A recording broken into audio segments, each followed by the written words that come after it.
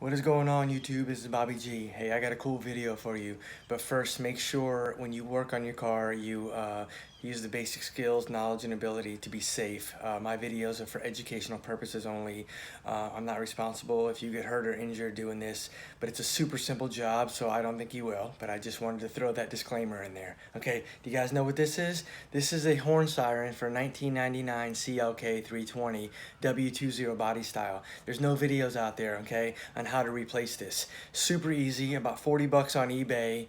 What was going on is my alarm was setting, and then when I disarmed the alarm, I would get a buzz coming out of the old horn, and it wouldn't shut off unless I hit my panic button, okay?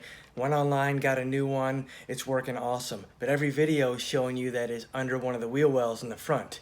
Negative, it's actually under the front bumper on the driver's side. I'm gonna show you, super simple. There's one nut on the back, which is actually a 13 millimeter. This is more of the safety feature one. You can use this or the 13 millimeter, and then there's one plug, very easy. So let me show you where it's at, and we'll get going.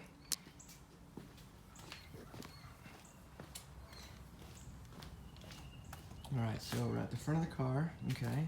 Driver's side, you go underneath the driver's side fender, okay? You remove this plastic piece right here, which is part of the bumper, or the fender. And then this is the actual one that I use right here, which was a 13 millimeter, okay? That's on the back of mine. All right, and then you actually go underneath here, and boom, there it is.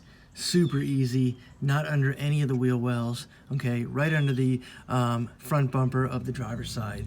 So my W208 CLK 1999, this one's for you. Again, please be safe and work at your own risk, all right? Take care.